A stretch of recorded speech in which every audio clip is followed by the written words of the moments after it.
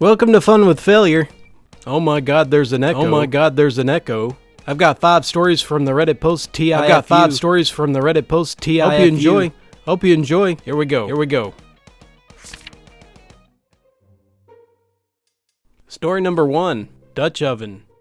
The wife and I were lying in bed chatting. I was laying on my back, and she was lying facing me with her head on my stomach. She was marveling occasionally at my grumbling gut. We were just kind of goofing around, and she made a comment about keeping things exciting. So, this is where the screw-up happens. I decided to Dutch oven her. This was in an attempt to be funny. So I grabbed the blankets, maneuvered my legs over her and pinned her down, and I tossed the covers over her to let it loose. And then I sharted, like big time, with her head basically between my legs. Bless her heart, my special lady just laughed with me while I cleaned up the mess and took a shower. She brought me some clean clothes. I picked a keeper, but talking about instant karma. Story number 2. Pal Convict. This mess up happened a couple of weeks ago, but I saw the results of my screw up today. A bit of backstory. I live in a predominantly Mormon area, and I'm not a Mormon. I receive quite a bit of criticism from my across the street neighbors. He currently has 10 children. About a month ago on trash day, he told one of his kids to kick my trash can over. The kid did it, and I witnessed everything. This is not the first time he had kicked over my trash, and I figured it was a lost cause to go over there and ask them for some decency, more than I already have. That same day, I was reminded by a friend about how I used to have a pen pal when I was younger before I moved. Later that night, I was browsing the web looking for a pen pal when I stumbled across a cool sounding site, prisonpenpals.com. I visited the site, and after clicking through the few dodgy links, I was brought to an array of different prisoners who were looking for pen pals. After doing a bit of browsing from there, I stumbled across a fellow who was on death row for first-degree murder. Feeling bad for this guy, but not wanting to give him my address, you send an email, then the guards print it out and give it to the prisoner, who writes you a letter, and then it's delivered to your personal address. I remembered the butthole across the street. More out of curiosity than malice, I proceeded to write a very detailed letter, how I'm trapped in a marriage, and I'm secretly a gay Mormon man with 10 kids who is looking to start an extramarital affair with a prisoner. I put in his address and I send. I had my hilarious petty satisfaction. I expected nothing to come of this. He would go through his mail, see the letter, not open it, and just toss it, and not think anything of it after that. But boy was I wrong.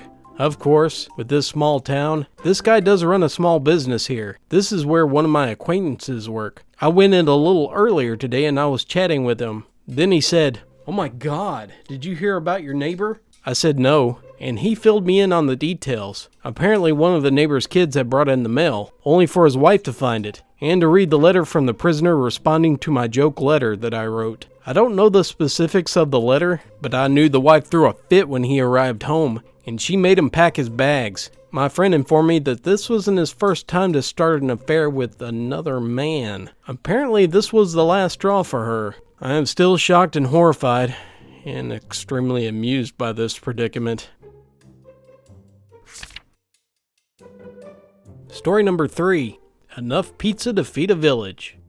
So I woke up around 10:20 p.m. after celebrating a friend's birthday all night till morning. I was hungry and tired and a little hungover. I thought pizza was the perfect answer to fill my needs. Who am I kidding? I knew it was the answer.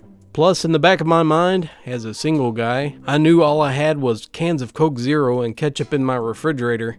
Time was ticking and I needed to order from Domino's, otherwise I would have starved with nothing to eat until morning. Because most delivery places, they close at 11 p.m. in Australia. I quickly grabbed my laptop while still in bed, and I placed my order for a family combo with much anticipation. And the deed was done. I knew I could reheat and eat the leftovers later for the next day, but inside, I felt guilty and disgusted with myself because one of my New Year's resolutions was to lose weight. Soon after I placed that order, I blacked out and I accidentally fell back to sleep, and I woke up again at 10:50 p.m. When I saw the time, I panicked because I thought it was only 10 minutes from closing time, and I quickly decided to place an order for another family combo, except with Pizza Hut this time. I somehow completely forgot that I ordered pizza from Domino's 30 minutes earlier. The delivery arrived from Domino's and I thought, whoa, that was crazy fast. I was so confused, and that's when I slowly realized that I screwed up.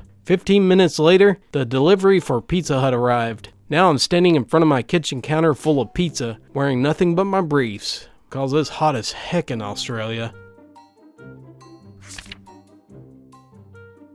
Story number 4. The Stock Market Urinal. This story happened about 30 minutes ago and I'm still under shock.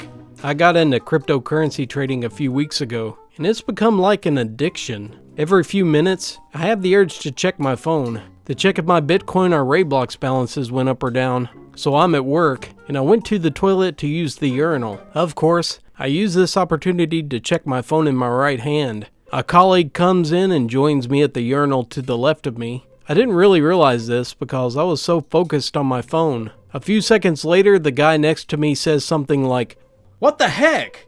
I suddenly looked back from my phone and I realized I was peeing on the guy's leg. I was so focused on my phone that I forgot to aim in the right direction. I was like, "Oh my god, I'm so sorry." I didn't know what to say. What should I do?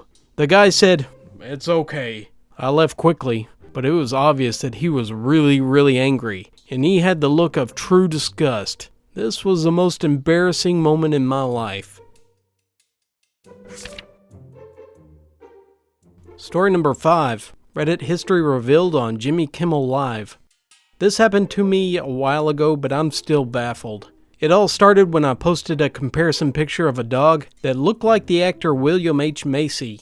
I couldn't stop laughing over it, but I never thought that it would gain so much attention. However, it ended up on the front page, with much more upvotes than I could have imagined. This alone was crazy for me, because I never expected to have a submission on the front page. When I checked my phone the next morning, my Reddit inbox exploded over the sheer amount of YouTube links I received. I checked them, and I found my submission on the latest Jimmy Kimmel show with the Reddit co-founder. My mind was blown over this. They proceeded talking over Reddit users, and Jimmy ended up checking my history. Well, I hardly ever post filthy stuff, but I commented on an edgy post on TIFU a few days ago, and I think Jimmy thought that it was my submission at the short glance he took. Keep in mind, they even named and showed my username. He made it look like there was a lot of filthy stuff going on in my history. So this was quite embarrassing for me, and I'm getting a lot of crazy messages now. I don't know if this perfectly qualifies as a TIFU, but on one hand it did feel like one when he revealed my history with filthy stuff, as he said. On the other hand, it's just a cool story to tell. However, I regret nothing. Thank you very much for listening. Hope you enjoyed those stories. If you did, please hit that like button. Please subscribe for stuff like this and much more. Until next time, just repeat to yourself, it's gonna be okay. It's gonna be okay. It's gonna be okay. Echo, echo, echo.